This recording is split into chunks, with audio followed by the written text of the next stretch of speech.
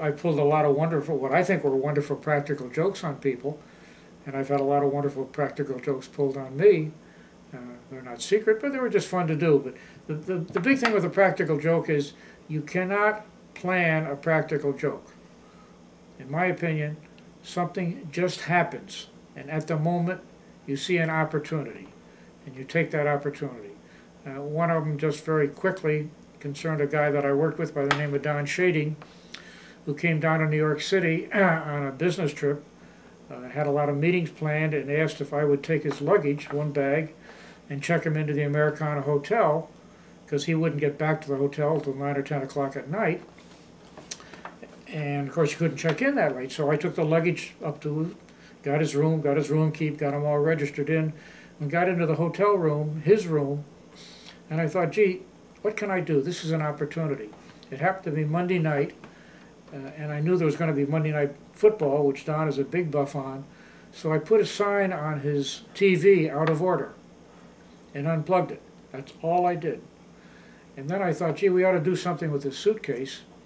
So if you know, in the hotels, the headboard is nailed to the wall, and the other part of the bed can be pulled forward so the people making up the beds can make them up easier. So I just pulled his bed a little bit away from the headboard, stuck his suitcase back there, and left.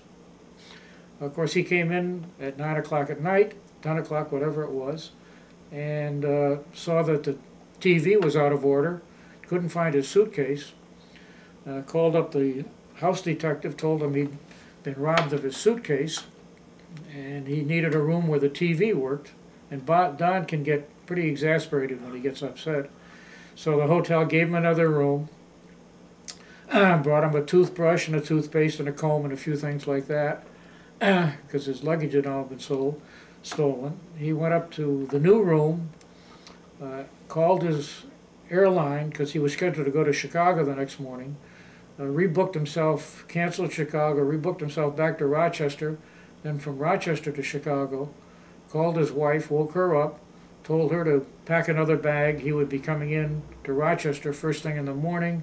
She should meet him at the airport with his new luggage and clothing, and then he'd catch the plane to Chicago from Rochester.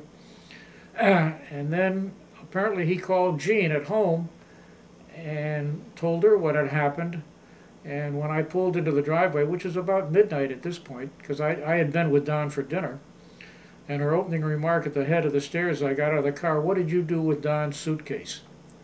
And so I explained to her what I'd done. So I had to call Don back on the hotel where he was down in New York City, tell him where his suitcase was, etc. So now he had to go get his suitcase after apologizing to the house detective, calling up the airlines and rebooking himself from New York to Chicago, calling up his wife and telling her that she didn't have to get the package, which she'd probably already put together. She didn't have to meet him at the airport. And as Don tells the story, at the end of all this, which is about 1 o'clock in the morning now, he always used to carry some fruit with him, something to eat just before he went to sleep.